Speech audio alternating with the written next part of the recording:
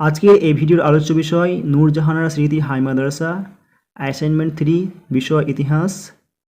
প্রথমে বিভাগ কয়ে এক দাগে যে প্রশ্নগুলো আছে তাদের সঠিক উত্তর নির্বাচন করতে হবে এবং বাক্যগুলিকে আবার পুনরায় লিখতে হবে।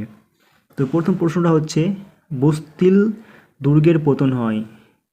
এখানে প্রথমে এক দাগে রয়েছে অপশান 1689 সালে, দুই দাগে রয়েছে 1789 সালে, তিন দাগে আছে 1889 সালে। সঠিক উত্তরটা হবে দুই দাগেরটা 1789 সালে। তারপরে খ দাগের প্রশ্ন ফ্রান্সকে রাজনৈতিক কারাগার বলেছেন।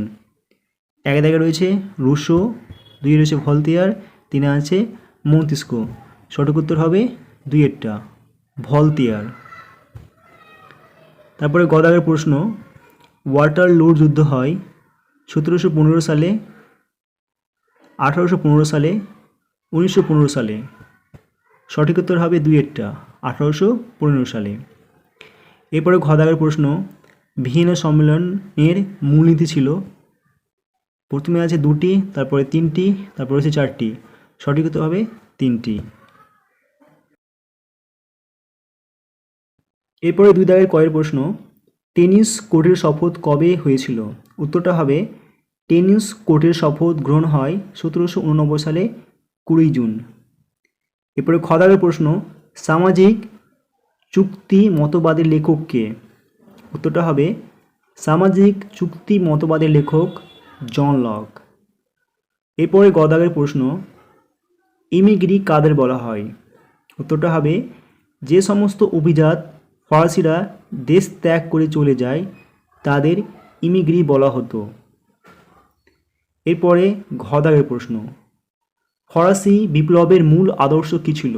উত্তরটা হবে ফরাসি বিপ্লবের তিনটি মূল আদর্শ ছিল।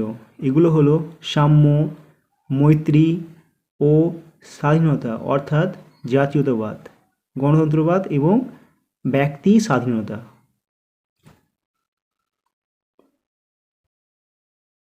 এবারে তিন দাগের প্রথম প্রশ্ন কয়েকটা মহাদেশীয় ব্যবস্থা সম্পর্কে কি জানো।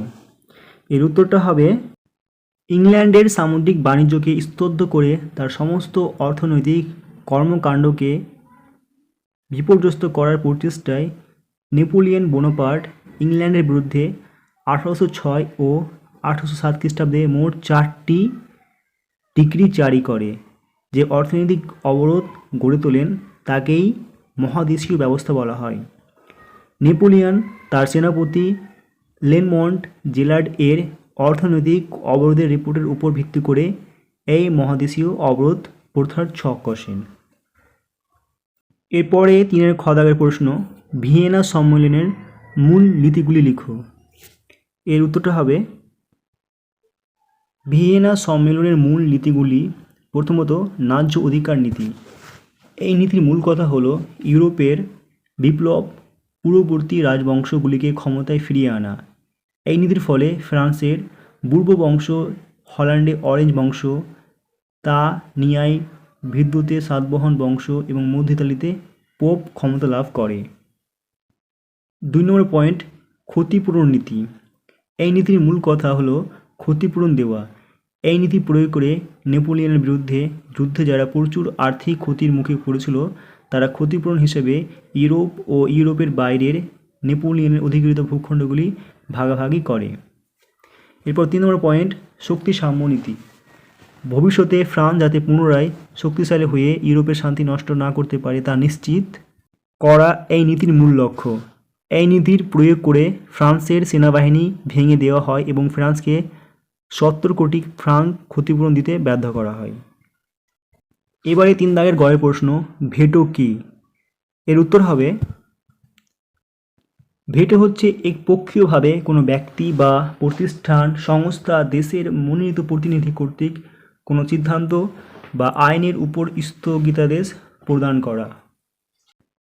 এবারে বিভাগ ক্ষয়ের 5 দাগের প্রশ্নগুলো। প্রথম প্রশ্ন কয়টা হচ্ছে সর্বপ্রথম কাবা ঘর কে নির্মাণ করেন। উত্তরটা হবে আল্লাহ তাআলার নির্দেশে ফেরেশতারা প্রথম দুনিয়ায় কাবা গৃহ নির্মাণ করে। এরপরে খ দাগের প্রশ্ন আরবে মুস্তারিবা কার বংশধর। এর উত্তরটা হবে কাবা গৃহ নির্মাণের পর মক্কায় নতুন বসতি স্থাপন শুরু করে আরবের আদিম অধিবাসীরা নবাগত অধিবাসীদের আরবের মুস্তারিবা বলতো। এরপরে গদারের প্রশ্ন, আরবের উত্তরে কি অবস্থিত? এর উত্তরটা হবে আরবের উত্তরে অবস্থিত পারস্য উপসাগর। এরপরে 6-এর কদারের প্রশ্নটা হচ্ছে, হিজরত করার কারণ কি? ইসলামের ইতিহাসে এর গুরুত্ব লিখো। এর উত্তরটা হবে ইসলামের প্রসারের বৃদ্ধিতে বাধা দেওয়া ছাড়াও এর অন্যতম প্রধান কারণ ছিল অর্থনৈতিক এবং রাজনৈতিক।